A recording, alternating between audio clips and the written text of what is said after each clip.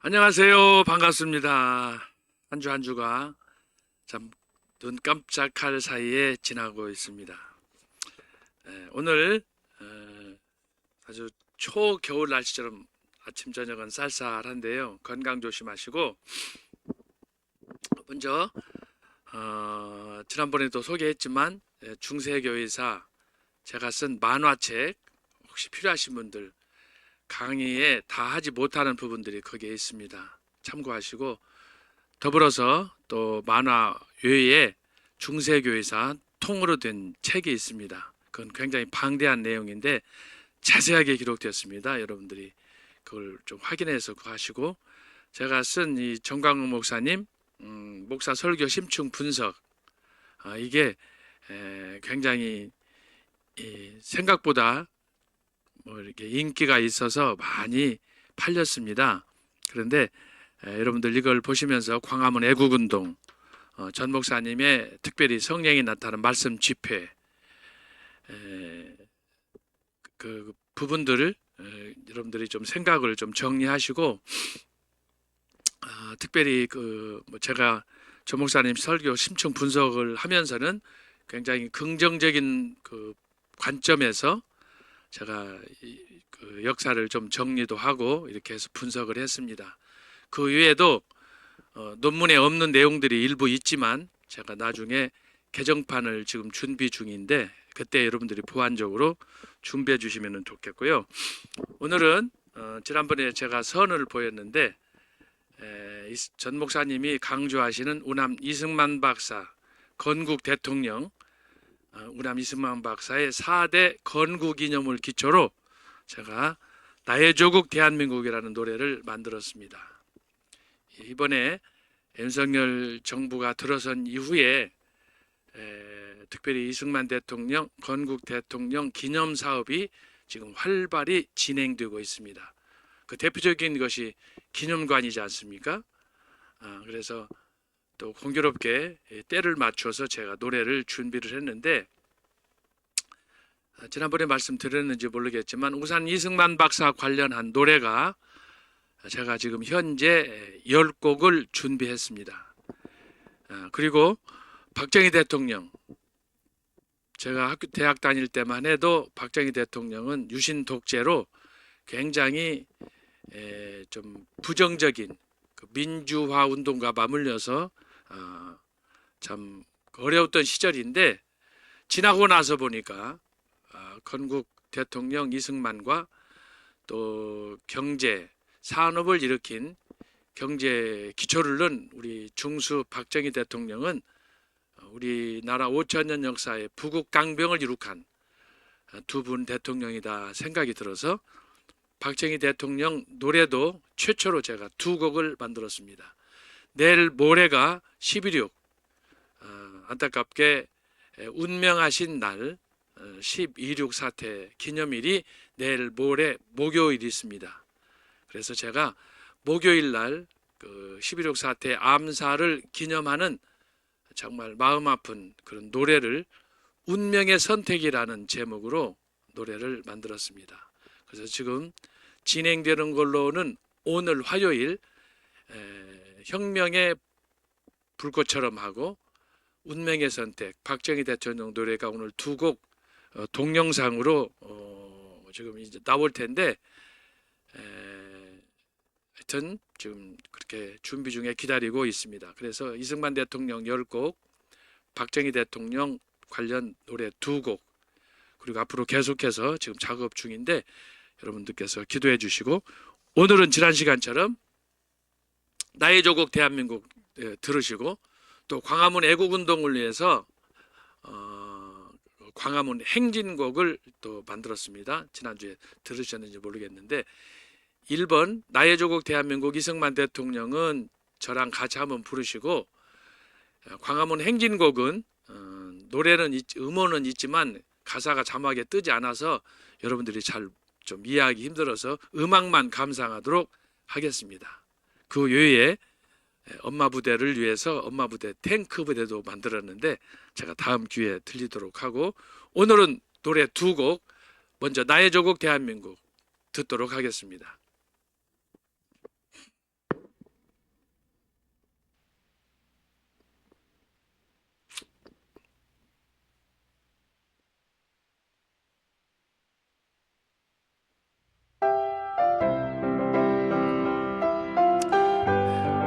자, 여러분들이 있는 계신 곳에서 같이 부르시면 좋겠습니다. 백척간두 민족 운명 어깨 메고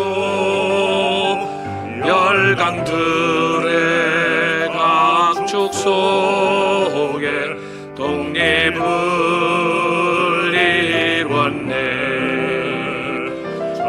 자유민주 시장 경제 동맹을 맺고 맺어 튼튼한 국가 안보 평화를 이뤘네.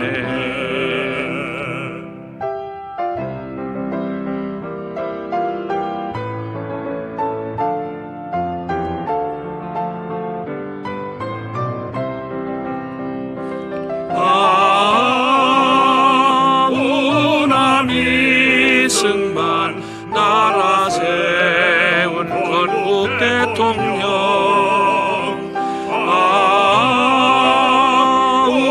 우남이 승만 목숨 바친 대통령 아름다운 나의 조국 불꽃처럼 타올라서 다섯만 대 영원토록 세계 속에 빛나라.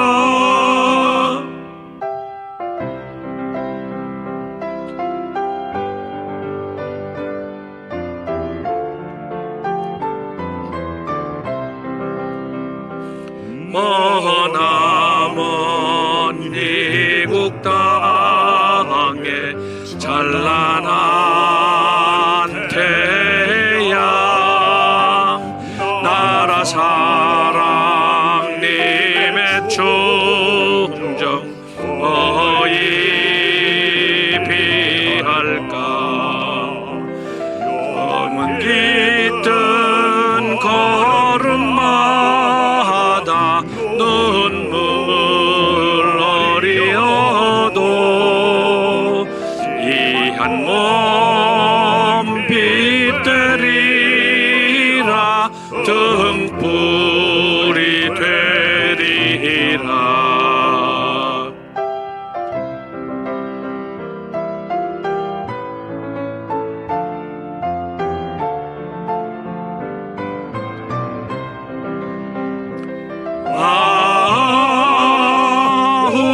후남이 승만 나라 세운 건국 대통령 우남이 승만 목숨 바친 대통령 아름다운 나의 조국 불꽃처럼 타올라서 다섯만 대 영원토록 세계 속에 빛나라.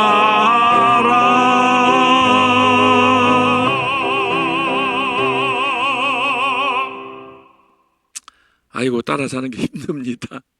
자, 이번에는 광화문 행진곡입니다. 주말마다 지금 광화문에서 불리고 있습니다. 역시 광화문에서 제가 노래도 잘 못하는데 지금 부르고 있습니다. 광화문 행진곡입니다. 자, 들으면서 은혜 받으시기 바랍니다.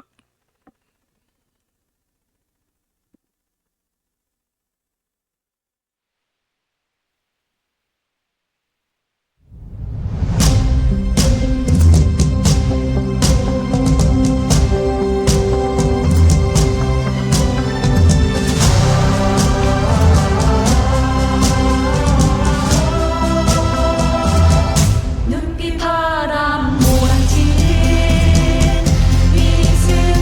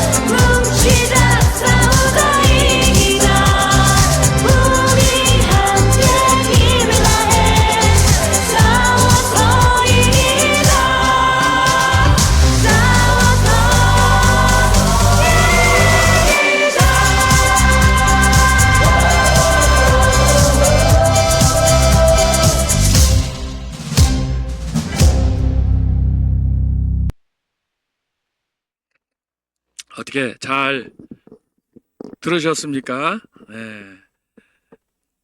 하여튼 계속 다양한 노래들 준비하고 있습니다. 이미 준비된 노래들이 많습니다. 제가 녹음하고 음원으로 만들기가 절차가 복잡하고 또 많은 비용이 들어서 지금 기다리고 있습니다. 하여튼 기도해 주시기 바랍니다.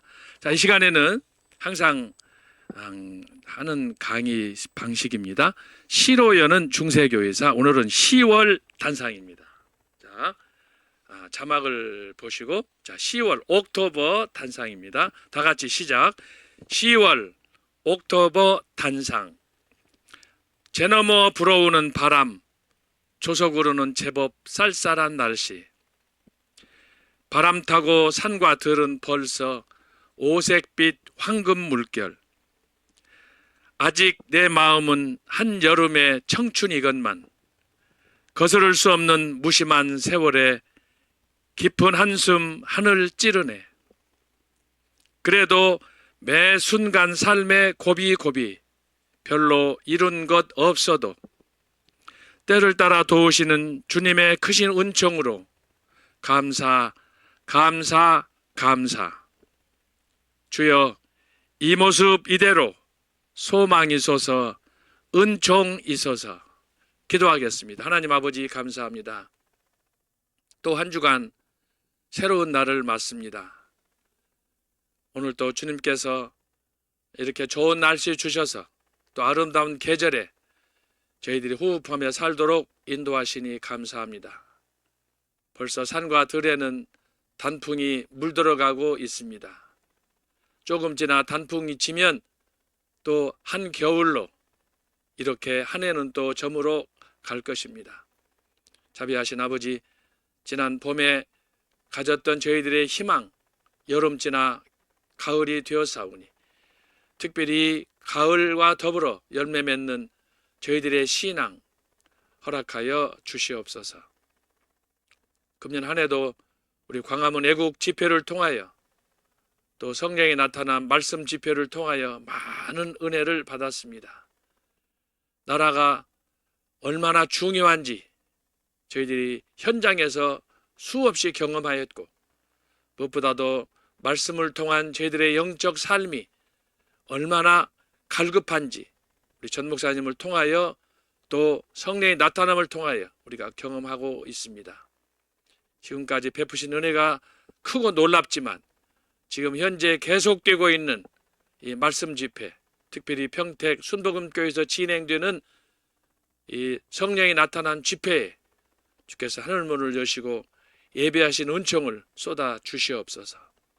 이 시간에도 또 중세교회사 강의차 저희들이 함께하여 싸우니 강의하는 사람 듣는 사람 어디에 있든지 오늘도 주의 은혜 가운데 감사와 기쁨이 넘치는 시간 허락하여 주옵소서. 백척 가운데 있는 이 나라 이 민족을 주께서 불쌍히 여겨주시고 속히 정치적인 혼란을 극복하고 정말 세계적인 경제 대국으로 도약할 수 있도록 그리하여 자유통일을 이룰 수 있도록 역사하여 주옵소서. 시종을 주님께 의탁하오며 예수님의 이름으로 기도합나이다. 아멘. 자, 이 시간에는 지난 시간에 말씀드린 것처럼 이슬람의 태동과 십자군 운동에 대해서 함께 하겠습니다. 지금 현재 공교롭게 이 강의와 맞물려 있는데 이스라엘에서는 지금 하마스, 헤즈볼라, 또 이스라엘 그리고 그 주변의 여러 국가들이 협력하며 또 지원하는 가운데 전쟁이 계속되고 있습니다. 여러분들께서 위해서 기도하시고 정말 하나님의 정의가 이 땅에 실현될 수 있도록 그렇게 기도해야 될 줄로 믿습니다. 자, 오늘은 이슬람의 태동과 십자군 운동, 주로 이슬람에 대해서 함께 살펴보도록 하겠습니다. 강의안을 여러분들 참고해 주시면 좋겠습니다. 강의안 1페이지, 자, 이슬람의 태동과 십자군. 자, 서론 읽습니다. 5세기경 게르만 민족의 이동과 함께 시작된 중세는, 여기서 5세기라고 하는 것은 뭐냐 그러면 476년 서로마가 패망한 그 시점을 이야기하는 것입니다. 자, 여러 번 강조했지만 5세기는 소위 그리스 로마 시대가 종결되고 이제 5세기부터는 게르만 민족 유럽 시대로 이제 전환이 되는 그런 시점이 되겠습니다.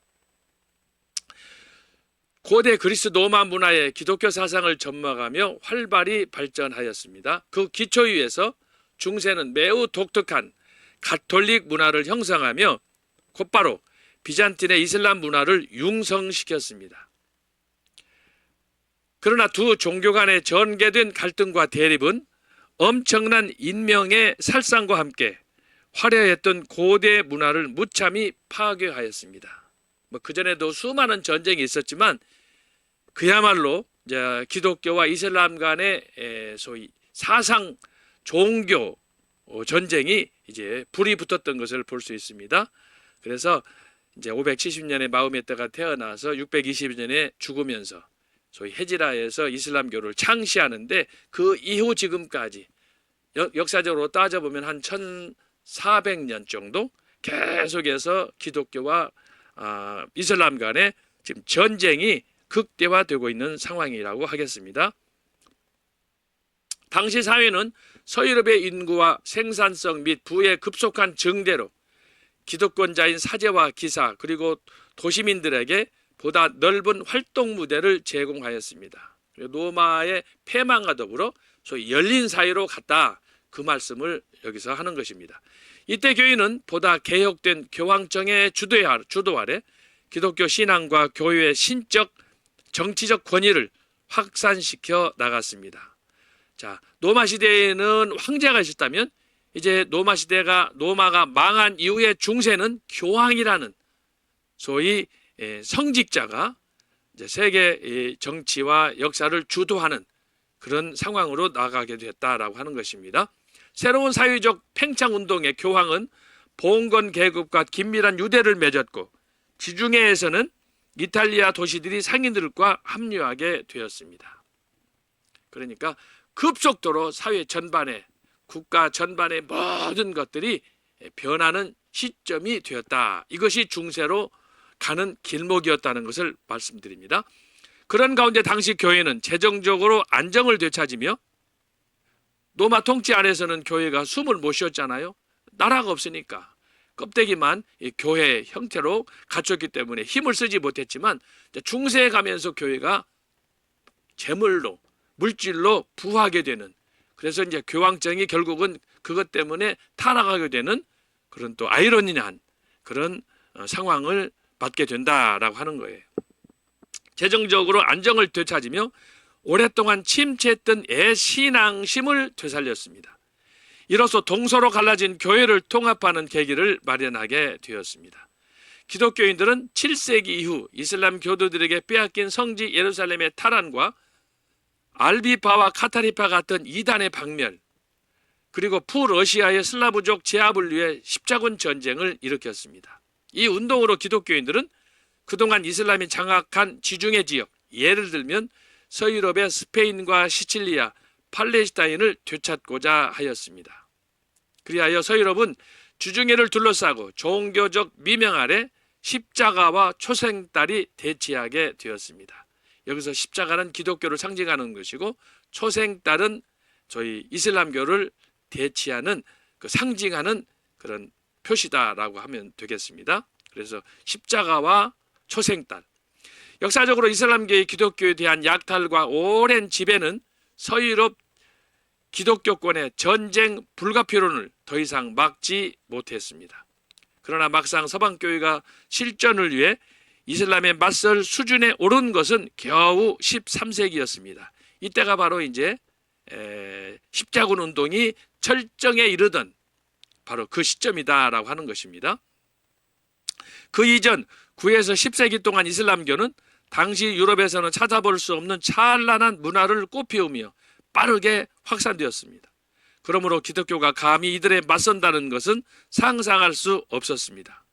이러한 재난에도 불구하고 기독교는 보다 널리 전파되었습니다. 십자군 원정은 교황의 리더십, 대중들의 신앙심, 그리고 전체 서유럽인들의 자존심이 걸린 결정판이 되었습니다. 서유럽은 더 이상 외부의 공격을 두려워하지 않게 되었습니다. 그래서 이제 중세 교회가 중세 유럽이 일어나면서 십자군 전쟁을 주도한다라고 하는 것입니다. 마침내 이들은 처음으로 주도권을 쥐고 신의 뜻에 따라 군대를 동방에 파견하였습니다. 비록 이들이 십자군 운동의 1차 목적은 이루지 못했으나 주중회를 거점으로 한 원거리 통상과 상업의 부활을 촉진시키게 되었습니다. 그리고 새로운 활력으로 생생하게 창조적인 세계를 확대해 갔습니다. 그리고 중세 도시가 발달하면서 세계 질서와 형성에 결정적으로 기여하게 되었습니다. 무엇보다도 이 운동으로 기독교에 실추된 옛 전통과 명예를 회복하였습니다. 하지만 이전과 달리 기독교는 새로운 종교 이슬람의 등장으로 잠시도 평안할 수 없는 상황에 직면하였습니다. 그래서 공식적으로는 622년 헤지라 이슬람교의 창시 이후 지금까지 2023년 10월 현재 지금 종교 간의 분쟁은 끝없이 대립해 왔다라고 하는 것입니다. 자, 2번. 그러면 이슬람교의 태동과 확장을 살펴보도록 하겠습니다. 우리가 아는 대로 불교, 힌두교, 기독교와 함께 세계 4대 종교 중에 하나인 이슬람교는 그 종교들 중에서 가장 늦게 시작하였습니다. 바로 이 가장 늦게 시작한 이것 때문에 이슬람교는 자기들이 종교의 집합체다, 완성이다 라고 하는 거예요. 그렇게 억지를 써서 주장을 합니다. 그러나 2023년 10월 현재 이슬람교는 짧은 역사와 전통에도 불구하고 세계 인구 중 약 18억의 신자와 함께 지금도 세계 도처로 신속히 확장되고 있습니다. 지리적으로 본래 이슬람교가 태동할 당시 아라비아는 사막지대로 유목생활을 하였습니다. 이들은 부족한 식량을 위해 부족끼리 싸우거나 대적하며 약탈하였습니다. 때문에 아라비아는 소규모로 잡다하게 분리되어 오랫동안 서로 대립하였습니다. 자, 이런 가운데서 마호메트가 출현하였습니다. 이때 아랍 출신 목자여 선지자인 마호메트는 570년경 메카의 한 가나안 집안에서 유복자로 태어났습니다. 그의 모친 아미나는 마호메트가 6세였을 때 그를 데리고 친정 메디나로 갔습니다. 그러나 그의 모친은 곧 병으로 사망하였습니다. 이때 그곳의 계집종이 마호메트를 메카에 있는 조부 압둘 무달림에게 데리고 갔습니다. 그러나 조부마저 그의 나이 8세 때 사망하였습니다. 그리하여 마호메트는 숙부 아부타리브 스라에서 양육받았습니다. 12세 때 마호메트는 숙부를 따라 장사차 시리아의 여러 지역을 여행하겠습니다. 이때 이들이 주로 했던 것은 대상, 낙타를 타고 여기저기 다니면서 장사하는 소위 전형적인 아라비아의 상인이었습니다. 그러던 중 마호메트는 생존을 위해 처참하게 싸우는 광경을 수없이 목격하였습니다. 그 과정에서 마호메트는 불쌍한 이웃과 병자들을 돌보아 주었고 젊은이들에게 친절하고 노인들을 공경하였습니다. 고아와 과부, 생활 능력이 없는 사람들, 약자들, 고통 중에 있는 사람들을 도와주며 유대교와 기독교를 접하였습니다. 25세 때 한 친구의 소개로 연상의 과부 카디자의 재산 관리인이 되었습니다. 그리하여 그는 여주인과 함께 여러 지방을 여행하며 유대교를 포함한 종교들을 폭넓게 접하였습니다. 하지만 그는 유일신 하나님을 등지고 기독교로부터 멀어졌습니다. 그러던 중 여주인 카디자의 제의로 그녀와 결혼하게 되었습니다. 다시 말하면 연상의 여인, 여기 나옵니다마는 15살이 많은 연상의 여인과 결혼하게 되었습니다. 그 후 마호메트는 사업보다는 명상에 많은 시간을 보냈습니다. 어느 날 집 근처에 있는 힐라산 중 동굴에서 명상 중에 신비한 체험을 하였습니다. 40세 때에는 신의 계시로 황홀 상태에 빠지기도 하였습니다. 그는 이때 마치 간질 때 발작처럼 흥얼거리며 입에 거품을 품고 땀을 비오듯 흘렸습니다. 그러던 어느 날 천사 가브리엘이 그에게 나타나 알라의 뜻을 따르라고 지시하였습니다. 따라서 그는 코란을 구술할 준비를 하고 사람으로 기록해 하였습니다. 이때부터 그는 알라의 뜻을 따라 온 힘을 기울여 이슬람을 전파하게 되었습니다. 이슬람의 아랍어 어근은 사리마로 평화, 청결, 순종, 복종과 맡김을 의미합니다. 종교적 의미에서 이슬람은 알라의 뜻에 순종하고 그분의 법에 복종하는 것을 말합니다. 그 마흐메트의 가르침을 따라 이슬람교라 부르게 되었습니다. 코란은 마흐메트가 신으로부터 교시받은 이슬람교의 경전입니다. 그의 종교는 본래 유복민이었던 아랍인들이 원시적이며 야만적으로 믿던 다실론 신앙이었습니다. 그러니까 어떤 면에서 당시에 잡신과 같은 수많은 신들을 믿었던 사람이었다. 그런 일부 아랍 종족들이 신봉하고 있던 유대교와 이단적 기독교 유일신 종교를 혼합하여 창시하였습니다.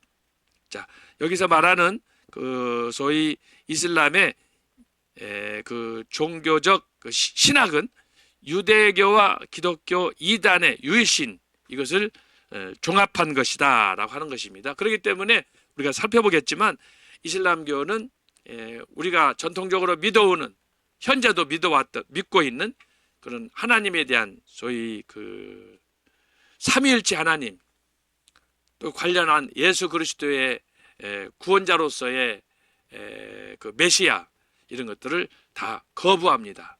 그래서 오직 알라 외에는 다른 신은 없다. 그래서 자칭 유일신 종교만을 고집하는 그런 종교가 이슬람이라고 하겠습니다.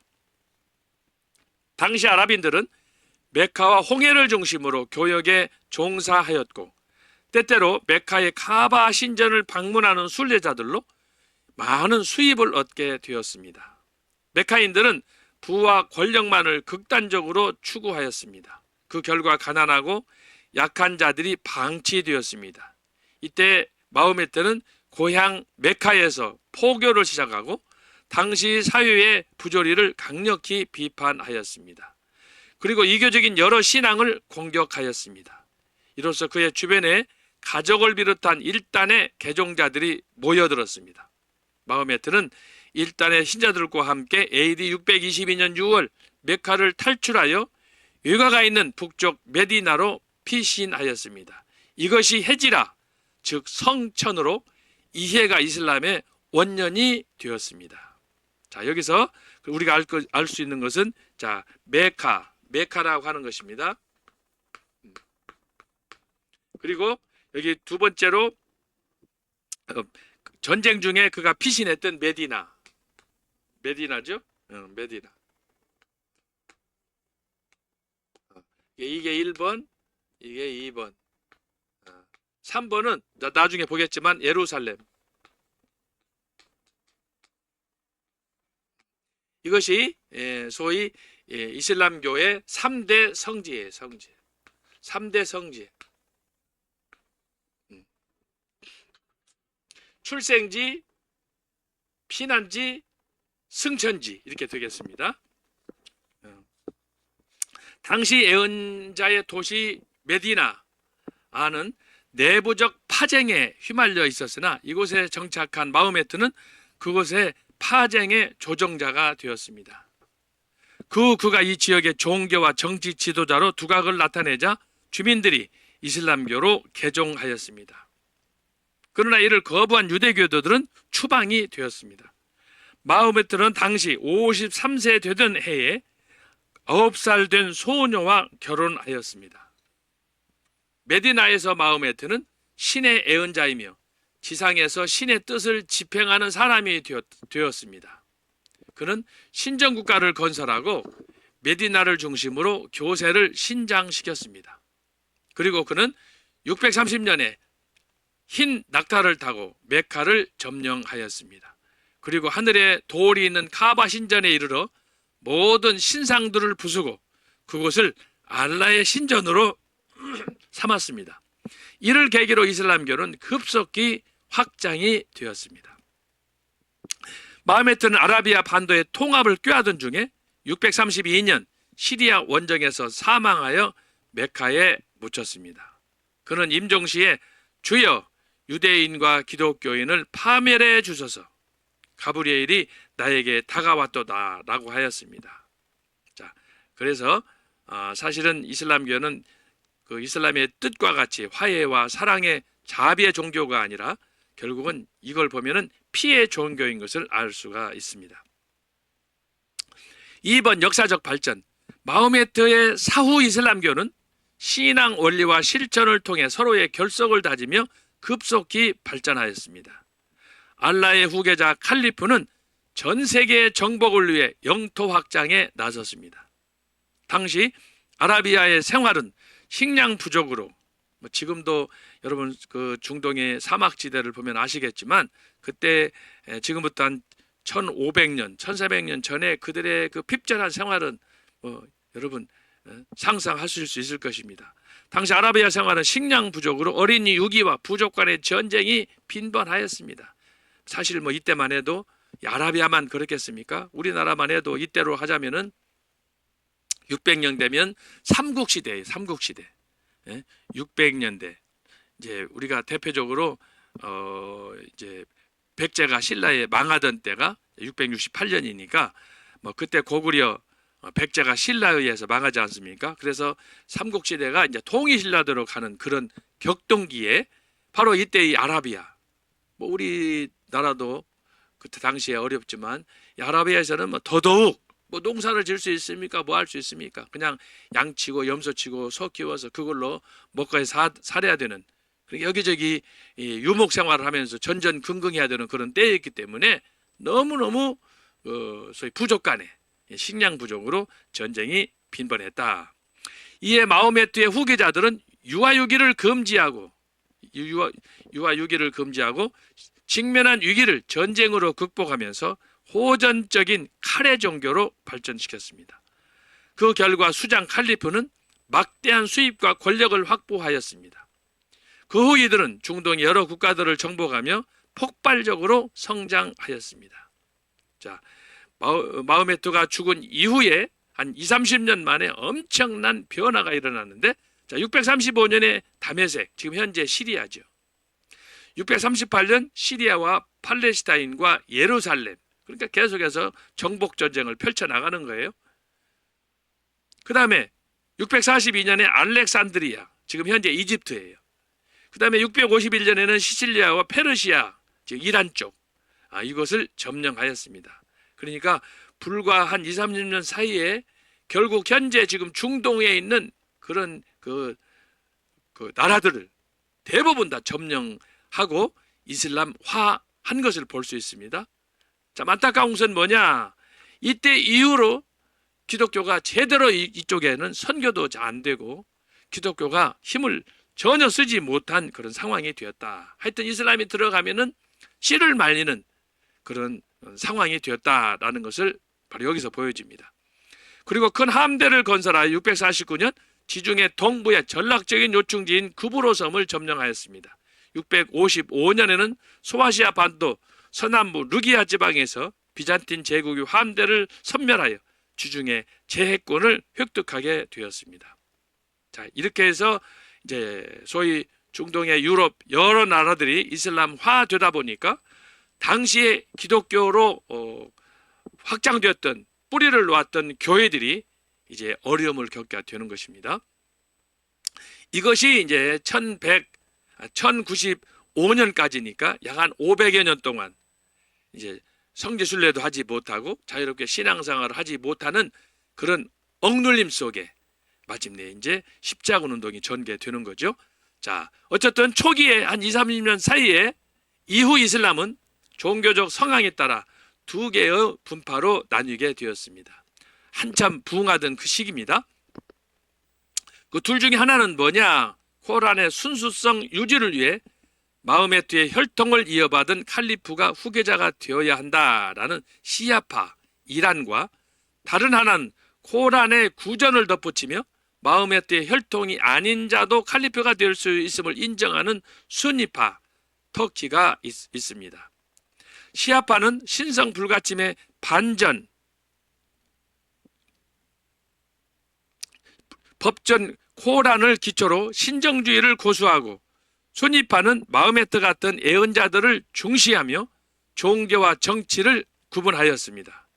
이러한 분리는 661년 메카의 상인 출신 시리아 감독 옴미아드가의 무아위야가 마흐메트의 사촌이며 제4대 칼리프였던 알리를 축출하고 자칭 후계자가 되면서부터 본격화되었습니다. 무아위야는 자칭 칼리프로 수도를 다마스커스로 옮겨 옴미아드 조를 세웠습니다. 그리고 698년 오마야드 왕조 때에는 북아프리카를 거쳐 711년에는 지브롤터 해협을 건너 이베리아 반도까지, 이베리아 반도는 현재 스페인 쪽이에요. 동쪽으로는 분열 상태에 있던 사산조 페르시아와 인도, 파키스탄까지 확장하였습니다. 그러니까 622년 마흐메트의 죽음 이후에 약 한 60년, 70년 동안에 엄청난 변화가 이렇게 일어났다라고 하는 것입니다. 제가 언젠가 말씀드렸습니다만은 프랑크 왕국을 강의할 때 말씀을 드린 적이 있는데, 자, 지금 현재의 종교적 지형이 어떻게 지금까지 이렇게 유지될 수 있었느냐 하는 것은 바로 여기에 기초합니다.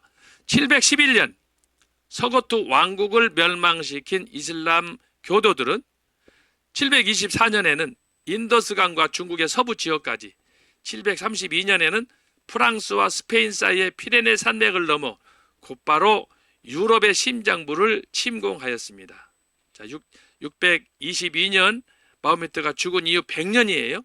100년 만에 그 중동 지구 다른 지역들을 다 점령하고, 그리고 이제 유럽의 심장부 영국, 그 다음에 프랑스, 독일 여기를 점령하기 위해서 전쟁을 펼쳤는데, 그때의 결정적인 분수령이 바로 이 스페인과 프랑스 사이에 있는 피레네 산맥인데, 그 산맥에서 전쟁이 일어났습니다. 이들은 무력의 강함과 철저한 종교, 신앙의 헌신으로 유럽의 기독교를 위협하였습니다. 정복민에 대해서는 개종과 납세 중 양자를 택일케 하고 개종을 강요하거나 살육을 범하지는 않았습니다. 하지만 지중해 동서부의 교회들은 촛대를 그 자리에서 옮긴 것처럼 되었습니다. 소위 추풍낙엽처럼 이제 이슬람화 되어 가는 것을 이야기합니다. 하지만 지중해 동서부의 교회들은 이렇게 촛대를 자리에 옮긴 것처럼 되었습니다. 이때 프랑크 왕국의 궁전 수위 대장 샤를 마르텔이 누아르의 강변 투르에서 이들을 격파하였습니다. 그 결과 유럽의 기독교는 위기를 넘겼으나 북아프리카와 스페인, 특별히 활발하게 상업 활동이 이루어진 지중해 여러 도시들은 이슬람이 점령하게 되었습니다. 그 기독교 세계의 중심은 내륙의 여러 농업 지역으로 이동하게 되었습니다. 이런 상황에서 자칭 예언자 바바 일리아스와 그의 후계자 바바 이샤크가 1239년에 반란을 일으켰습니다. 반란은 이듬해 진압되었으나 큰 타격을 입었습니다. 그리고 1242년에는 몽골족의 징기스칸의 침략을 받았습니다. 그 후 쇠퇴의 길을 걷던 셀주크 투르크족은 1256년에 다시 몽골의 침략을 받고 멸망하였습니다. 그리고 1454년 이후에는 오스만 터키족이 이곳을 정치적으로 통제하였습니다. 종교학자들에 따르면 현재 이슬람교는 다른 어떤 종교보다도 가장 신속하게 성장하고 있으며 전 세계의 기독교 국가들을 유업하고 있습니다. 이것이 바로 오늘 2023년 10월 현재 우리가 지금 직면하고 있는 상황이라고 하겠습니다. 지금 이스라엘에서는 하마스와 헤즈볼라 그리고 이스라엘의 군대와 더불어 지금 전쟁이 한창 진행되고 있습니다.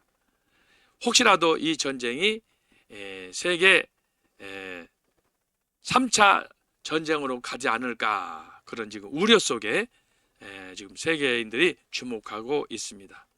이번에 일어난 이런 그 하마스와 이스라엘, 헤즈볼라, 또 미국과 서방 세계 5개국, 또 그 이슬람을 지원하는 이란과 그 몇몇 그 국가들, 이 전쟁으로 인해서 지금 제일로 수혜, 혜택을 많이 본 사람이 러시아의 푸틴이다 그러지 않습니까? 그래서 모든 지금 이슈가 이스라엘에 집중하다 보니까 러시아와 우크라이나 전쟁이 지금 묻혀버렸습니다. 그래서 어떤 사람들은 지금 러시아의 푸틴에게는 시간을 버는 그런 시간이었다라고 하지만 이것도 예측할 수가 없는 상황입니다. 어떻게 또 이 추운 겨울에 무슨 일이 있을지 알 수 없기 때문입니다. 4페이지. 자, 그러면 이슬람의 교리와 의식 및 규례를 우리가 살펴보도록 하겠습니다. 첫 번째로 교리를 살펴보겠습니다. 첫 번째로 코란의 완성. 코란의 완성은 자, 암송의 뜻을 가진 코란, 우리말로는 꾸란입니다. 코란, 꾸란인데 마흐메트가 직접 메카에서 알라로부터 계시받은 것입니다. 따라서 이들은 코란을 다른 언어로 번역하는 것을 오랫동안 금지하였습니다. 그래서 이것은 마치 중세 로마 가톨릭 교회가 성경을 번역하지 못하도록 소위 금지한 것과 아주 유사합니다. 당시 중세 천년 로마 가톨릭 교회는 하나님께서 우리에게 계시로 준 성경 말씀을 절대 번역하지 못하게 했고 오직 자기들만이 사용하는 소위 라틴어로 된 70인경을 그들이 성경으로 사용하였습니다. 그래서 소위 septuaginta라고 하는 이 라틴어로 된 성경을 사용을 했었는데 지금도 이 교황청에서는 중요한 절기 때, 행사 때 라틴어로 이렇게 서로 소통하는 것을 볼 수가 있습니다. 그렇지만 지금은 실질적으로 라틴어는 사어가 됐습니다. 학문적으로 일부 사람들이 사용할 뿐 세계 공용어에서 제외가 됐기 때문입니다. 그런데 이제 우리가 신학교에서 신학을 하려면 이제 뭐 다 그런 건 아니지만 이제 기본적으로 헬라어를 해야 되고 그 다음에 이제 국제어인 영어 또 일부 그 고전어를 공부하는 사람들 가운데서는 이제 소위 특별히 구약이나 조리신학 뭐 전공별로 좀 다릅니다만은 그런 분들은 이제 한글에다가 영어에다가 그 다음에 이제 독일어에다가 그 다음에 성경 언어로서는 이제 헬라어 또 구약을 전공하시는 분들은 아람어 성경에 구약에 그 몇 구절이 아람어로 기록되지 않아요. 그래서 아람어가 있고 또 아람어 외에도 이제 고대 근동 국가니까 지금 우리가 살펴보는 이란과 이라크 뭐 이런 나라들의 전에 그 옛날 2000년, 3000년, 4000년 전에 그들이 사용했던 소위 아람어 뭐 또 페르시아어 이제 그런 그 언어들을 이렇게 공부해야만이 이제 구약학 하시는 분들은 그러니까 이 공부 영역이 훨씬 높고 방대한 것을 볼 수가 있어요. 거기에다가 이제 성경 언어인 또 히브리어까지 해야 돼요. 그래서 이제 어쨌든 구약 하시는 분들은 특별한 이 언어의 은혜를 입어야 은사가 있어야 한다라고 할 수 있을 정도로 많은 어학을 해야 됩니다. 그에 반해서 이제 신약은 조금 더 덜하죠. 그래서 신약은 이제 기본적으로 이제 한국 사람들은 한글에다가 영어에다가 독일어 그리고 이제 헬라어를 해야 되는데 헬라어에서 나온 언어의 한 그 소위 계파가 라틴어이기 때문에 또 라틴어와 독일어 이런 것들이 함께 뿌리가 같기 때문에 그래서 이렇게 어학을 준비해야 되는 것입니다. 여기서 이제 코란, 꾸란은 이슬람교에서는 철저하게 이것을 좀 전에 말씀드린 것처럼 중세 로마 가톨릭 교회가 성경을 번역하지 못하도록 철저하게 통제해서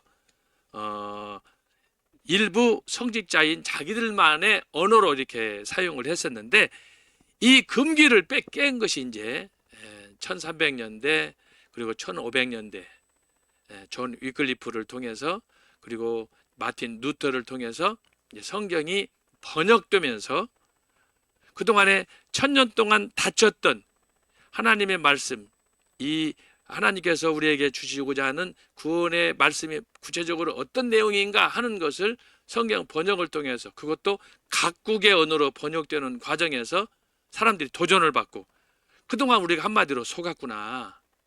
그래서 이제 종교 개혁이 불붙듯 일어나는 거예요.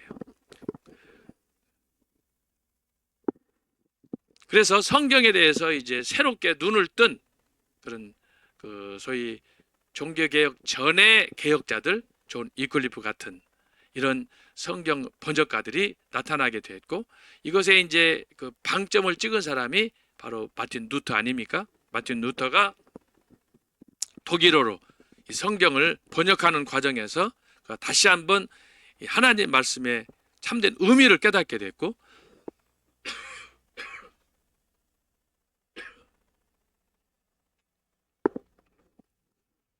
그러면서 이제 그가 본격적으로 성경을 강해하면서 하나님의 그 참된 뜻을 밝히는 가운데, 그가 성경을 강해하다가 깨달은 것이 어떻게 하면 내가 이 죄로부터 자유할 수 있을까? 그동안에 어떤 면에서 금기시된 닫혔던 죄에 대한 개념을, 그러니까 비로소 성경을 읽고 강의하고 또 깨닫는 가운데 스스로 박차고 나와서 종교 개혁자로서 선봉에 서게 됐다라고 하는 것입니다. 근데 여기서는 지금 이슬람교에서는 중세 가톨릭 교회처럼 코란에 그 자기들의 경전을 절대 번역을 허용치 않았는데, 최근에는 이것이 이제 각국의 언어로 번역이 돼서 사용되고 있고, 저는 한 친구로부터 무역을 하는 친구인데, 중동 지역으로 이제 무역을 하는 친구인데, 오래전에 저한테 이제 이슬람교에 대해서 우연히 이야기하다가 소위 한국어로 번역된 코란, 꾸란을 선물 받았습니다.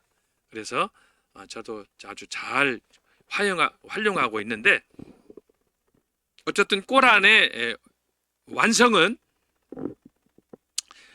바로 이 마호메트가 계시를 받고 그 기록한 책이다라고 하는 것입니다. 이슬람교의 경전. 2번 코란의 내용입니다. 코란은 전체 114개의 장으로 구성이 된 이슬람 교도들의 신앙과 행동의 지침입니다. 제가 이것을 이렇게 보게 되면은, 우리가 성경을 가지고 있는데 우리는 성경이 구약과 신약으로 되어 있잖아요. 그런데 여기 꾸란은 우리가 가지고 있는 신약의 한 3분의 2 정도 양이에요. 그렇게 양이 많지 않아요. 그것도 이제 긴 장부터 이렇게 짧은 장으로 이렇게 쭉 기록이 되어 있습니다. 우리는 신약 성경만 봐도 신약 성경에 예를 들어서 사복음서다, 또 사도행전이다, 노마서다 해서 장수가 들쑥날쑥 좀 긴 거 짧은 거 있잖아요. 그런데 여기 코란은 양이 많은 긴 부분부터 짧은 부분으로 이렇게 쭉 내려가 있다라고 하는 것입니다. 그래서 이 코란은 이슬람교의 신앙과 행동의 지침인데, 마흐메트는 메카에서 13년간 92장을, 그리고 메디나에서 10년간 유베시의 22장의 계시를 받았습니다. 자, 그래서 여러분 여기 아까 썼죠? 메카, 메디나. 이것은 소위 그 이슬람교의 첫 번째, 두 번째 성지다라고 하는 거예요. 분량은 신약 성경의 약 3분의 2 정도로 모두 세 부분으로 구성이 되었습니다. 내용은 인간의 삶과 직결된 실정법 성격을 내포하는데, 실정법이란 현재 우리가 대한민국에 살고 있으면 오늘 현재 나라가 요구하는 그 법 규칙에 대해서, 교통법에 대해서, 도난법에 대해서 이런 등등의 것들을 실정법, 사회 성격에 맞게끔 그렇게 기록이 되었다. 예배와 순례의 방법에서부터 여기에는 결혼과 식사에 이르기까지 이슬람 교도가 마땅히 알고 실천해야 될 의무가 기록되어 있습니다. 가장 긴 장은 책 머리에 등장하며 각 장의 길이가 점차 짧아져 마지막 장은 불과 3개절로 이루어졌습니다. 여러분, 우리 성경, 우리가 사용하고 있는 신약 성경은 제일로 짧은 것은 어디입니까? 요한 2서, 3서 이렇게 짧은 내용으로 되어 있잖아요. 마지막 유다 계시록 이렇게 나가는데 요한 2서 3서 짧고 또 짧은 것은 이제 빌레몬서도 있어요. 그렇지만 빌레몬서도 3절은 아니에요. 하나의 편지니까. 근데 여기는 이제 마지막 장은 짧은 절이 3절로 되었다. 이 책의 코란의 내용을 분석하면 이렇습니다. 이 책은 그렇게 조직적이지 않으며 내용은 반복적입니다. 가장 큰 죄는 간통죄와 강간죄이며 구약의 관습에 따라 도둑질을 하면 손목을 잘랐습니다. 왜 이런 것들이 나오느냐 그러면 아까도 우리가 그 마호메트의 생애를 살펴봤지만 마호메트가 그 과부하고 연상의 여자 과부하고 결혼하기 전에는 굉장히 그 아라비아 그쪽 사막지대에서 방황하며 살았었는데 그때 그가 접한 저희 종교가 기독교와 유대교였습니다. 자, 그렇기 때문에 그 코란이나 이슬람이가 강조하는 것들을 그 내용을 보게 되면은 일부 상당 부분이 성경 구약과 기독교하고 이렇게 맞물려 있습니다. 뭐 대표적인 것들이 절기를 지키는 거, 금식하는 것들, 이런 것들. 여기 이제 뭐 간통죄 이런 것들이 나왔습니다만은 이런 것들이 왜 그렇게 강경하냐 그러면 기독교와 이스라엘 유대교가 강조하는 그런 전통적인 종교의 절차를 마호메트가 따가지고 소위 이슬람교를 통해서 자기들의 종교로 정착시킨 그런 것들이다라고 하는 것입니다. 그렇기 때문에 그들의 그 관습 속에는 구약의 관습에 따라 도둑질을 하면 손목을 자릅니다. 이것은 뭐예요? 이는 이로 눈은 눈으로를 이야기하는 거예요. 코란에 의하면 하늘 저편에 있는 신이 아브라함과 모세와 그리스도 마지막 마호메트를 포함한 25명의 예언자들에게 나타났습니다. 바로 이것이 코란에 있는 내용들이에요. 근데 이들은 모두 동일한 권위를 부여받은 하나님의 사도들입니다. 코란 5장 3절에서 마호메트는 자기 이외에는 참 선지자가 없으며 자신이 이슬람교를 완성한 선지자라고 역설하였습니다. 코란에서 예수님을 마리아의 아들이요 메시아로 언급하지만 탄생 기사를 제외하고는 간략히 언급하였습니다. 우리가 믿는 그 예수 그리스도의 구원자, 메시아, 뭐 아브라함, 모세 이런 구약의 선지자들이 언급이 되어 있지만 그들은 다 불완전한 사람들이고 자기가 최후의 선지자다. 마호메트는 그리스도를 과거 예언자들 중에 가장 위대한 자로 인정했으나 신적 존재로는 믿지 않았습니다. 결국은 자기만이 알라의 대리자요 신이고 구원자요 성경에 나타난 또 하나님께서 계시하신 예수 그리스도는 인정하지 않는 그래서 하나의 도덕군자로 선지자로 취급할 뿐이다 라고 하는 거예요. 교리적으로 이들은 유일신 알라를 믿음으로 기독교의 삼위일체 하나님과 그리스도의 십자가의 죽으심을 배척하였습니다. 사실 코란은 그리스도께서 십자가에서 죽지 않았다고 합니다. 그러므로 인류는 그리스도의 피로 구속받을 수 없습니다. 유일신 알라 외에 다른 신은 없으며 신 앞에 모든 사람은 평등하다. 신분상에 어떤 차이도 없다. 따라서 공동생활을 장려하며 누구든지 알라와 예언자의 가르침을 따를 것을 촉구합니다. 그러면 사후에 육신으로 재생하여 천국에서 영원한 삶을 누리게 됩니다. 만약 이를 거부하면 지옥에 가게 됩니다. 그 밖에 이들은 마호메트의 말과 행동 사례를 수록한 하디스, 성운을 신봉합니다. 이것은 마치 이제 유대교에서 이야기하는 그런 그 전승과 매우 비슷하다고 하겠습니다. 4페이지 제일 아래 그러면 이 교리 외에 의식과 규례를 살펴보겠습니다.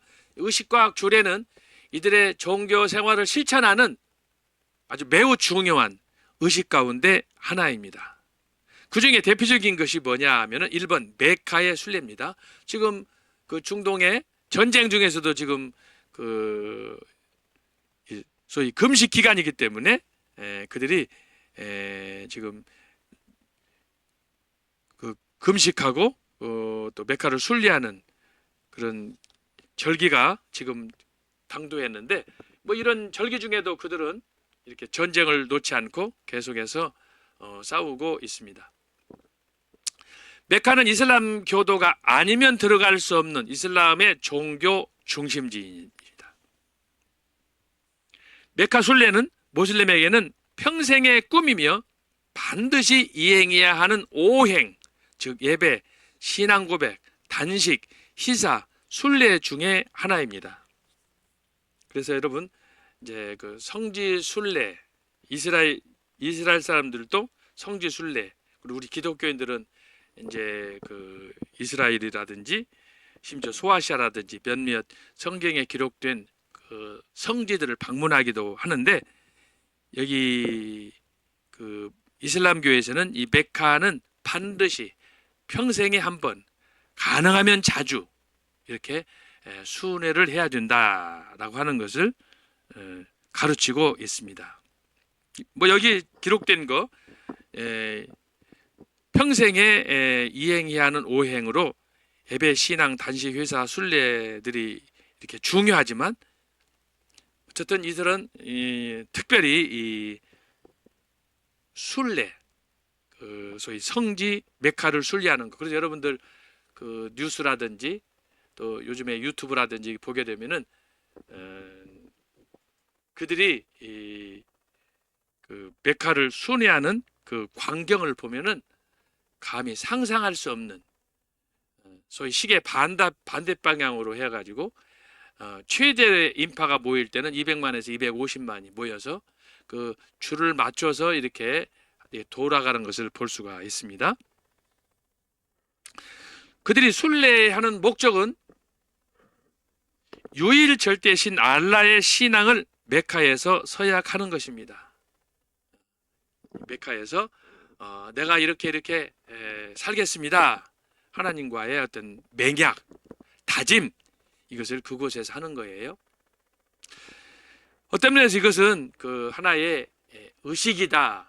그들이 종교 생활을 위해서 하는 의식이라고 할 수 있는데, 그들은 그 의식을 통해서 마치 이 구약의 유대인들이 율법을 지키고 할례를 행하고 안식일을 지킴으로 구원받는 그런 행위를 나타내 보이듯이 이들도 이것을 곧 구원과 직결시키는 그런 신앙을 견지하였습니다. 그래서 이들은 특별히 메카에서 그것을 서약하는 것을 영광으로 생각하였습니다. 그러므로 특별한 이유가 없는 한 남녀 누구나 한 번은 의무적으로 메카를 찾아야 하였습니다. 메카는 매년 12월 순례가 시작되면 세계에서 모여든 약 200만 이상의 순례자로 가득 찼습니다. 여러분, 말이 그렇지. 우리가 광화문에서 그 주말마다 또 이렇게 그 국가적인 행사가 있는 민족 절기 때, 예를 들면 8.15라든지 지난번에도 우리가 했지만 10월 9일 한글날, 뭐 3.1절 이럴 때 광화문에서 모여서 우리가 애국 집회를 했을 때 그 몰려든 사람들 여러분들 보셨죠? 그 수십만이, 그 100여만이 모여서 찬양하고 또 이렇게 연설하고 시가 행진하고 하는 걸 우리가 보는데, 좀 그것하고는 다른 성격의 이런 메카를 찾는 이슬람 교도들, 무슬림들이 약 200만 명이 그곳에서 이렇게 쭉 때를 지어서 그렇게 돌아가는 모습을 보면 사실 참 장엄한 그런 느낌을 우리가 가질 때가 있습니다. 순례자들은 메카에 이르면 솔기 없는 하양 무명옷으로 갈아입고 라바이카 라바이카 하나님께 영광을 외치며 시내에 들어서며 이어서 카바신절을 7번 순회합니다.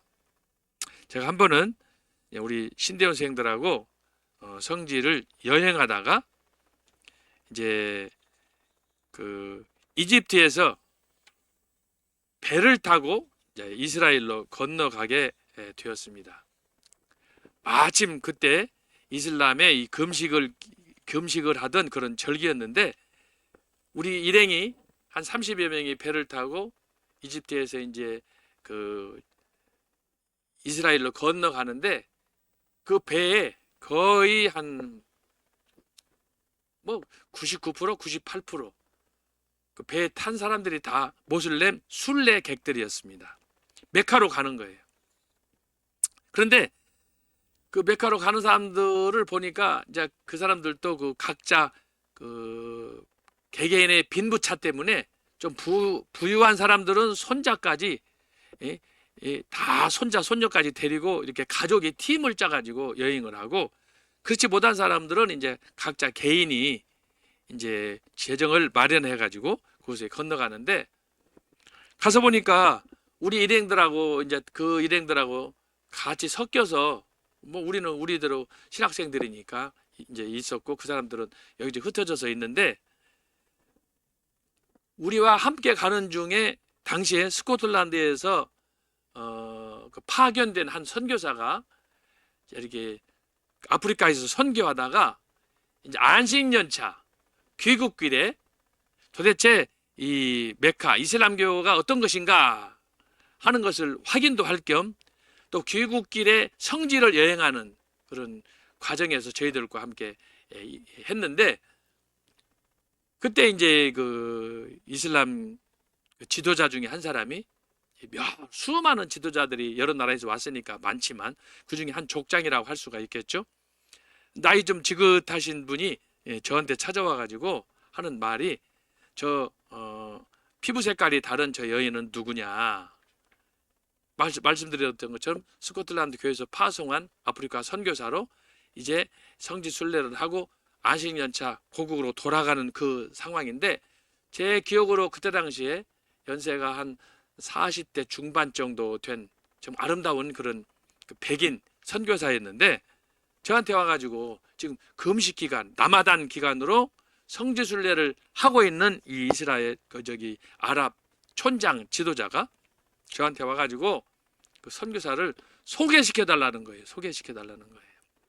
그래서 왜 소개시켜 달라고 그러느냐 그랬더니, 너무너무 예뻐서 그런다는 거예요. 그래서 제가 이 얘기를 했습니다. 저 사람은 미셔널인데 지금 여기 성지 여행을 하고 왔는데, 당신은 지금 라마단 종교 그 의식에 따라서 금식 기간이고 지금 그런데 그런 생각이 드느냐? 그건 무슨 그 무리한 말을 그렇게 하느냐? 라고 해서 제가 혼낸 적이 있습니다. 이 얘기를 왜 들으냐 그러면, 그들의 종교 의식은 너무너무 세속화되고 형식화되었다는 거예요. 지금 수많은 일행들이 함께 라마단을 기간 동안에 지금 메카를 방문하는데, 그 과정에서 그런 말을 하면 되겠습니까? 그걸 보면서 참 이슬람교도 썩을 대로 썩었구나. 그런데 이제 이런 모습은 이스라엘 가서 유대인들의 종교 의식을 보면 그들도 그렇게 별 차이가 없어요. 겉으로는 하나님을 섬기고 여호와를 섬기고 한다고 하지만 마음으로는 다 세상적인 자기들의 욕망을 추구하기 때문에 참 이게 쉽지가 않아요. 그래서 저는 신앙생들과 더불어 그래서 이 성지 여행 중에 메카를 방문하는 라마단 기간에 이슬람 교도를 받고, 또 이스라엘에 가가지고는 이제 그 안식일 날 그들에게 안식일은 토요일인데, 토요일이면은 교회 가서 성전에 가서 예배를, 시나고그에 가서 회당에 가서 예배를 드려야 되잖아요. 그런데 현지에 가서 보면 그렇게 성당, 소위 말해서 회당에 가서 예배 드리는 사람들이 그렇게 많지 않아요. 제 기억으로는 소위 머리에 모자를 쓰고 검은 옷을, 그 다음에 뭐 수염을 기르고 한 정통파 유대인들, 이스라엘 유대인 가운데 그 사람들이 한 10% 정도 될 텐데 아마 그 이하일지 몰라요. 그런데 그 사람들만 안식일날 가서 예배를 드리고, 뭐 그런 나머지는 다 세속화된 유대인들이기 때문에 교회에 대한 개념이 없어요. 그야말로 타락하는 거죠. 제가요 그 이스라엘 가가지고 안식일을 그 사람들이 어떻게 지내나 너무너무 궁금해가지고, 그때 마침 저의 후배 한 사람이 히브리 대학교에서 박사과정을 하고 있었는데, 한 12년 만에 참 놀랍게도 예루살렘 거기서 시내에서 만났습니다. 전혀 연락도 없고 주소도 없고 했다가 그래서 만나가지고 이제 그 친구 집에서 며칠 거하면서 이스라엘 히브리 대학에서 공부하는 내용, 이스라엘에서 생활하는 부분들, 특히 그때만 해도 이 이슬람 그 모슬렘들이 자꾸 이스라엘 백성 그 예루살렘 시 내에서 자꾸 폭탄 테러하고 하는 그런 일들이 자주 우리 뉴스에 나왔을 때인데 저한테는 관심이 이스라엘 사람들이 토요일 날 안식일 날 어떻게 지키나 너무너무 궁금해 가지고 내가 우리 그 후배한테 한번 이야기를 했습니다. 우리 전도사님 히브리 대학에서 이렇게 공부하고 박사과정도 통과하고 그랬는데 나는 궁금한 게 저기 회당에 가서 유대인들이 예배하는 안식일 예배를 참석하고 싶다. 그래서 같이 가자 그랬더니 그분이 그러는 거예요. 자기가 10년 됐는데도 한 번도 들어가 본 적이 없대요. 안 간다는 거예요. 그래서 나만 다녀오라고 그래서 내가 용기를 내 가지고 예루살렘 시나고그, 예루살렘 그 시내에 아주 중앙에 제루살렘 시나고그가 있는데 토요일 날 마음 먹고 집에서 한 10시 나와 가지고 거기를 갔습니다. 갔더니 사람들이 유대인들이 안식일을 지키려고 계속 오는데 제가 들어가려고 하니까 못 들어가게 해요.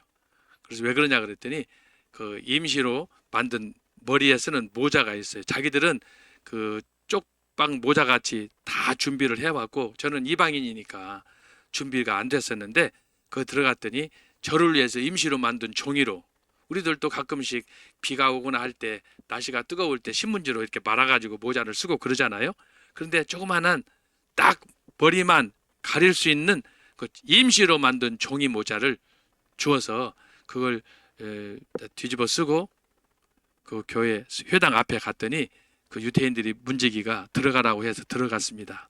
들어가 가지고 그 회당 그 한쪽에 앉아서 예배를 드렸는데 가서 보니까 정사각형, 정사방형으로 된 회당 내부 구조였고 그 중앙에 이제 강단이 있었습니다.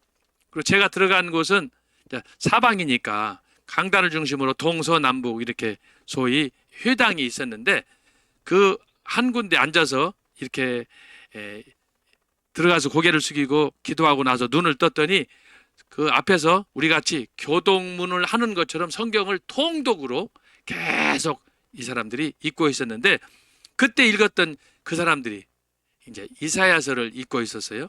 저는 이제 학교 다닐 때 히브리어를 배워서 그 옛날 소위 그 옛날 방식으로 성경을 이렇게 히브리인들이 그 유대인들이 읽는 것을 옆에서 봤더니 그 사람들은 성경을 다 외워가지고 그냥 종이를 넘겨요.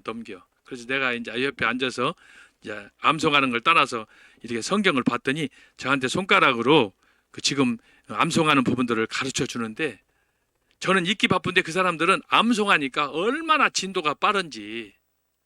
그리고 나서 이제 제가 그 사람들의 표정을 봤는데 다 눈을 감고 혹 눈 뜬 사람도 있지만 눈을 감고 마치 서당에서 고개를 끄덕끄덕 하면서 하늘천 따지를 외우듯이 이 사람들이 그렇게 율법을 성경을 암송하면서 이렇게 끄덕끄덕 하면서 외우는 걸 봤어요. 그래서 앞에 이제 강단에는 물론 납비가 그 전체 그 예배를 주도하는데 그 뒤를 봤더니 뒤에는 교회당 회당 2층인데 거기에는 전부 여성들이 그러니까 1층 본당에는 여성들은 못 들어가더라고. 현장에서 봤더니 그래서 2층에는 마치 유아실처럼 유리 창문으로 해가지고 이렇게 그 여성들을 위한 처소가 마련되어 있었고 그래서 아래는 정사각형으로 된 그렇게 예배당은 크지는 않았는데 어쨌든 동서남북 형태로 의자가 이렇게 정리가 됐었고 중앙에는 납비가 모든 행사 예배를 주도하였다. 예배가 끝나니까 2층에 있던 엄마들이 어린 아이들이 아래로 사탕 우리 같으면 비닐로 쌓였던 눈가사탕 있잖아요. 상당히 큰 눈가사탕 그것을 그 1층에 있는 그러니까 엄마들이라고 해야 될지 여자 성도들이 치마에다가 그걸 가득가득 가져와 가지고 2층에서 막 뿌리는 거예요. 그러니까 아래에 있던 어린애들 그런 또 어른들 이분들이 그것을 받아 가지고 먹는 것을 제가 봤습니다. 그만큼 이제 안식일을 행복하게 즐겁게 축제 분위기로 이렇게 자기들은 즐긴다는 표시예요. 그래서 이제 거기 가서 그 예배 드리고 나왔습니다. 그러고 나서 후배를 만나가지고 이제 그런저런 얘기를 해줬더니 저한테 하는 얘기가, 선배님은 용기가 대단하다는 거예요. 자기는 10년 동안 히브리 대학에서 이렇게 구약학을 전공하는데도 예루살렘에 살았어도 한 번도 가본 적이 없다는 거예요.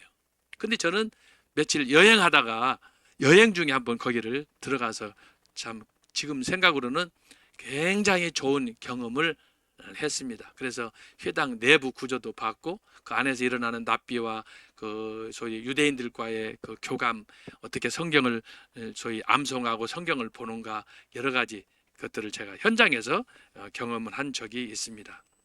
어쨌든 여기 그 이슬람 교도들은 우리가 이스라엘 성지를 그렇게 흠모하고 찾아가는 것을 좋아하듯이 이 사람들에게는 그 이상이에요. 그래서 이 카바 신전을 가능하면 기회 있는 대로 자주 돌고 그곳에 가서 이제 자기들이 믿는 알라와 더불어 약속을 하는 그런 그 금식 기간에 순례를 그들은 한다라고 하는 것입니다. 5페이지로 가면 카바 신전의 높이는 여기 이제 그 검은 신전이 메카에 있는데 15m, 남북 12m, 동서 10m, 사각형 석조 건물이 있습니다. 동쪽 벽에는 마루에서 2m 떨어진 곳에 신전 입구가 있고, 신전은 검은 비단으로 덮여 있고 황금 자수로 성전 코란의 문구가 새겨져 있습니다. 이것은 메카의 가장 신성한 장소로 세계의 이슬람 교도들은 어디서나 이곳을 향하여 예배를 드립니다. 이들은 정해진 대로 신전을 돌면서 벽에 박혀 있는 검은 돌에 입을 맞춥니다. 이 검은 돌이 바로 그 유명한 카바의 성석입니다. 이슬람 교도들은 옛날 인류의 조상 아담이 이것을 천국에서 가져왔다고 믿습니다. 지금까지 1000년 이상 계속된 이슬람 교도의 입맞춤으로 현재의 성석은 닳아서 크게 패여 있습니다. 신전을 순위하는 행사가 끝나면 부근에 있는 사파와 마루와의 언덕을 7회 왕복하고 마지막으로 마루와에서 머리를 깎습니다. 이때까지 순례자들은 머리나 수염, 손톱을 깎지 못합니다. 미나 계곡은 악마에 비교되는 대중소 3개의 석탑이 있습니다. 여기에 7개씩이 돌을 던져 악을 떨어뜨립니다. 그리고 12월 10일의 사육제에는 양을 바치고 순례 행사를 마칩니다. 순례를 마친 이슬람 교도들은 하지라는 칭호를 받는데, 이는 메카 순례를 하지 못한 이슬람 교도들에게는 선망의 대상입니다. 하지라는 그런 칭호를 받아서 성지 순례를 했다라는 사인이죠. 이런 의식들은 이제 중세 로마 가톨릭교에서도 소위 그 성지 순례자들에게 이런 의식들을 행하기도 하였습니다. 그래서 일부 로마 가톨릭 교회에서 내려왔던 전승들, 그런 의식들, 이런 것들은 지금 현재 이슬람교가 추구하고 있는 이런 라마단 기간 성지 순례와 상당히 유사한 부분들이 있다라고 하는 것을 참고로 말씀을 드립니다. 2번 5가지 규례. 이슬람교는 생활 실천을 위하여 5가지 규례를 별도로 만들었습니다. 까다로운 규율에 따라서 하루 5번 새벽, 정오, 오후, 일몰전, 일몰 후 메카를 향해서 기도합니다. 여러분, 이 광경을 보면은 정말 아주 엄청난 것을 볼 수 있어요. 지금 서울에 와 있는 이슬람 교도들도 하루에 5번씩 직장생활 하면서도 메카를 향해서 이렇게 기도하는 것을 볼 수 있습니다. 2번 신의 단일성을 믿고, 이게 신의 유일성이에요. 삼일체를 믿지 않습니다. 궁핍한 자에게 자선을 베풀며, 아까 우리가 살펴본 대로 이스라엘 전통 가운데 희사제도, 자선제도예요. 그리고 매주 금요일에는 특별 예배가 있는데, 특별히 매주 금요일에 드리는 특별 예배는 오늘 우리가 드리는 것처럼 소위 안식일 같은 그런 기념일이 되겠습니다. 그리고 라마단 기간 동안 해돋이로부터 해지기까지 금식하고, 5번째, 평생에 한 번은 메카를 순례해야 합니다.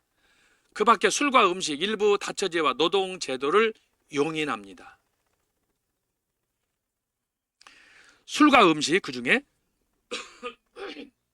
코란은 술을 신이 주신 훌륭한 선물이요 천국의 즐거움이라고 하였습니다. 그러나 취하게 하는 포도주, 증류주, 독주 등은 금지하였습니다. 그 이유는 취한 채 예배에 참석하여 규율을 파괴할 수 있기 때문입니다. 또한 술에 취한 신자는 자신이 한 말을 깨닫지 못하기 때문에 기도에 참석할 수 없습니다. 혹 비상사태나 불가피한 상황에서는 금지된 행위를 적용할 수도 있습니다. 실수로 범했을 때는 회개하여 뉘우치면 용서를 받습니다. 부정한 음식을 삼가되 돼지고기와 발톱이나 이빨로 먹이를 잡는 들짐승, 파충류와 벌레 등은 먹이로 하는 날짐승, 그 밖에 제대로 도살되지 않은 짐승과 새의 시체에서 나온 고기 등은 금지하였습니다. 근데 이제 이게 금지했지만 요즘 유태인들처럼 이들도 가끔씩 술 한잔하고 이런 금지된 그런 고기들을 자기들도 먹곤 합니다. 특히 이제 이 금식 기간, 제가 지난번에 아까 말씀드린 것처럼 이스라엘 성지순례 가는 중에 그때 라마단이었는데, 라마단 기간이면은 이제 식사를 제대로 하지 못하지 않아요? 그렇기 때문에 그 금식 시간이 다가올 때는 그때를 위해서 이들이 엄청난 양의 음식을 사다 놓고 폭식을 하고 자기들끼리 즐기는 것을 제가 이스라엘에서 봤습니다. 그러니까 이 절기 술과 음식이나 이런 것들을 철저하게 지키는 사람이 거의 없다. 대부분 형식이더라, 그 얘기예요. 도박과 무익한 스포츠 그리고 음란은 악마가 가져온 것으로 심판 대상이었습니다. 도둑질한 자는 구약적 전통에 따라 손을 절단하고, 간통한 자는 태형이나 투석형을, 살인과 상해를 입혔을 때 눈에는 눈, 이에는 이의 원칙으로 처벌하였습니다. 일상생활에서 도박이나 금전 대회는 금지하였습니다. 또한 이들은 화상 사용을 금지하였으며 사원 장식은 무늬들과 정교하게 새긴 코란의 본문으로 제한하였습니다. 그 중에 신앙을 버리는 것이 가장 무서운 범죄로 만약 3번의 권고를 받고도 고치지 않으면 사형에 처했습니다. 바로 이런 규칙 때문에 한 번 이슬람에 빠지면 못 나오는 거예요. 자, 이와 달리 우리 기독교나 유대교는 어떻습니까? 자유분방이에요. 그러다 보니까 너무 이렇게 무질서하는 그런 그 행태를 우리가 보게 됩니다. 이 같은 코란의 가르침은 종교뿐만 아니라 세속 생활을 규제하는 윤리 구범이나 법률 기반을 형성하게 되었습니다. 5페이지 아래 희사제도. 코란은 사람들의 행동에 엄한 규제를 가하나 동시에 그 이면에는 사람들을 동정하는 마음이 포함되었습니다. 이것이 바로 희사제도입니다. 희사제도, 자선제도, 이웃을 돌보는 제도. 여기에는 뭐가 포함이 됐느냐? 아까 마흐메트가 평생에 결혼을 여러 차례 했고 마지막 결혼한 여자는 9살 먹었다 그랬어요. 당시 53살에 9살. 그런데 그런 것들이 바로 여기 희사제도, 불우한 이웃을 위해서 구제하는 방식 가운데 하나예요. 특별히 이 마흐메트가 살던 때에는 전쟁이 아주 극심했어요. 부족 간에 전쟁이 많았기 때문에 전쟁을 하면 주로 남자들이 가서 죽지 않습니까? 그러면 남는 건 뭐냐? 과부들만 남아요. 그래서 사실은 이제 그 과부들을 구제할 방식으로 마흐메트가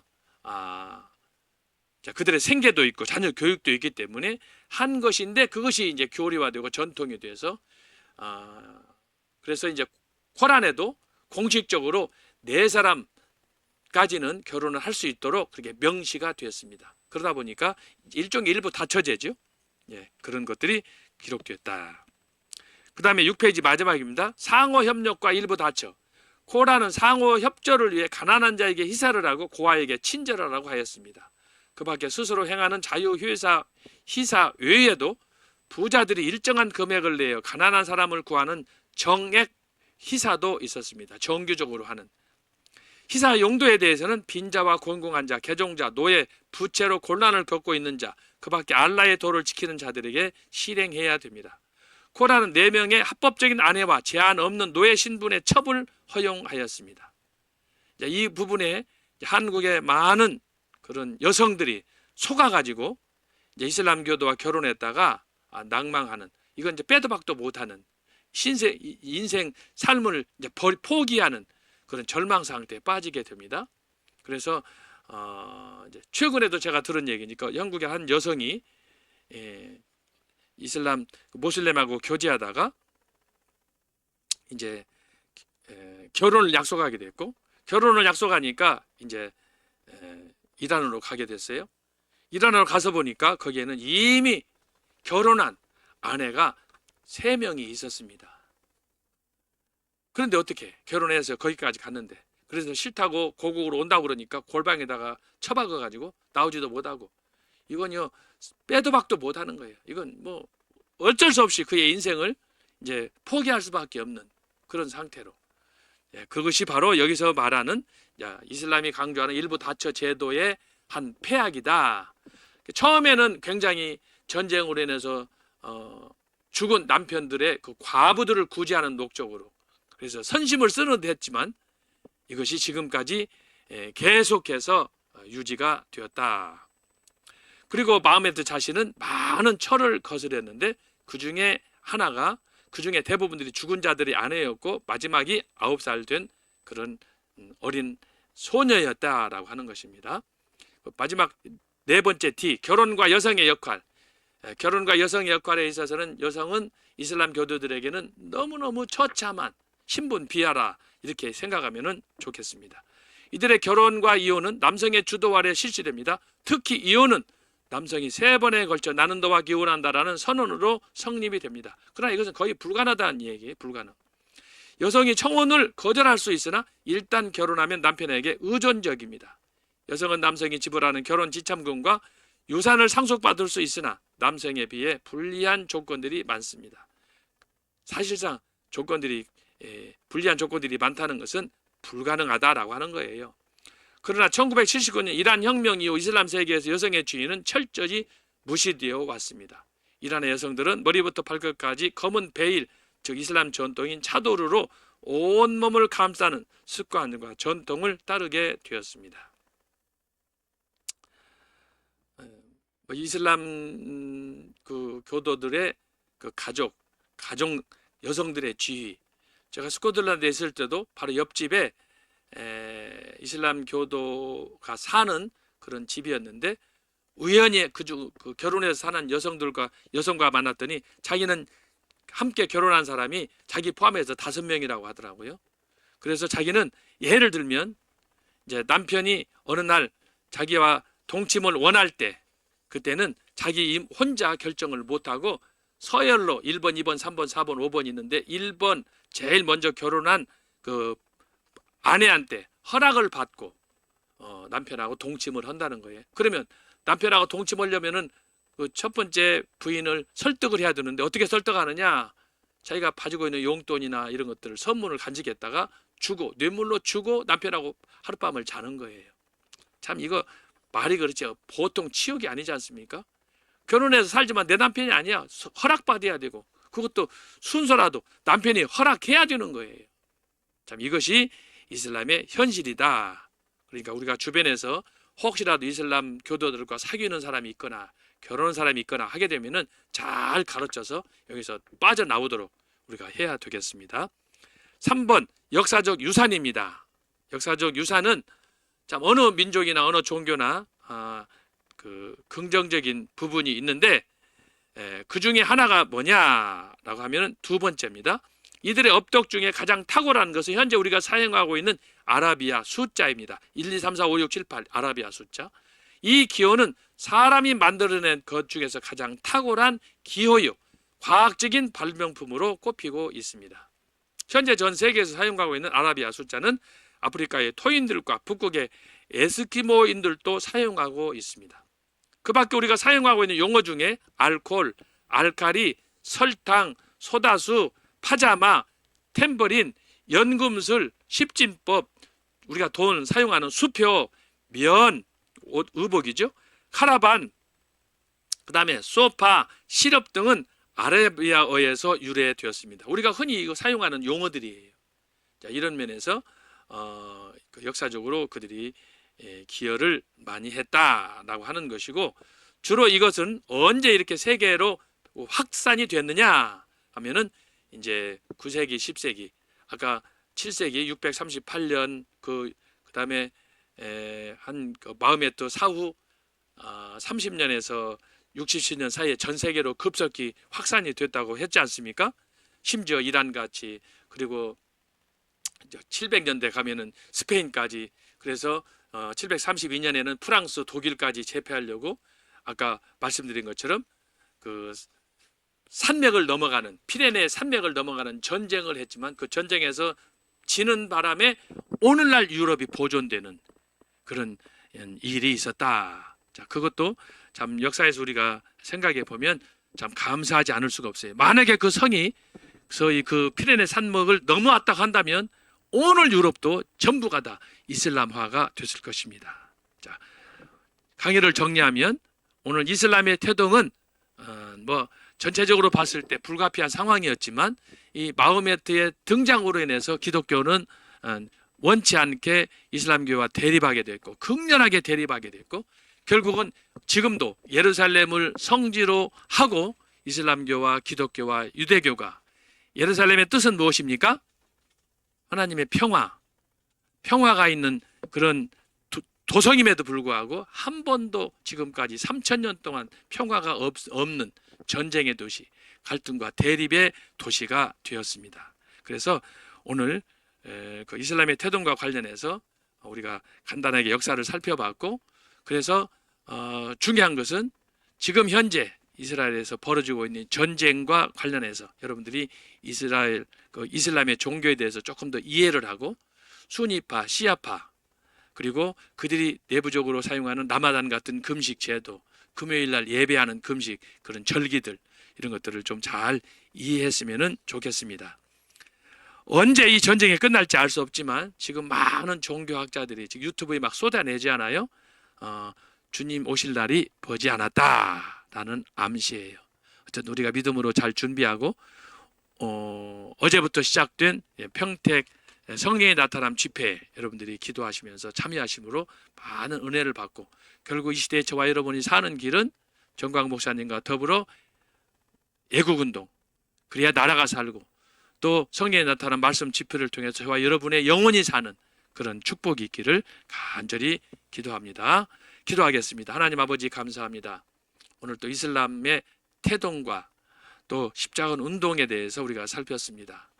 바라기는 정말 마호메트 등장 이후 지금까지 전 세계는 갈등과 대립 속에 지금도 현장에서 전쟁이 발발한 상태에 저희들이 어떻게 해야 될지 주님의 뜻을 기다리며 믿음으로 준비하게 하시고, 주님이 오실 날이 가까울 때 이렇게 나라와 나라가 또 기근과 살상이, 전쟁이 끝없이 전개된다 하셨사오니 이 말씀 믿고 저희들이 확신하는 가운데 하나님의 구원받은 자녀로서의 삶을 잘 살아갈 수 있도록 주여 믿음 더욱 주시옵소서. 이 나라의 민족을 불쌍히 여겨주시고, 특별히 우리가 먼저 말씀을 통하여 우리 자신을 깨닫고 하나님 앞에 드리는 헌신된 자의 삶을 살아갈 수 있도록 도와주옵소서. 계속되는 평택 성령의 나타남 집회에도 성령께서 크게 역사하시고 오는 사람마다 듣는 사람마다 기적을 체험하게 하여 주옵소서. 특별히 전광 목사님에게 건강 주옵소서. 감사하고 예수님의 이름으로 기도합나이다. 아멘. 감사합니다. 복된 한우 기원합니다.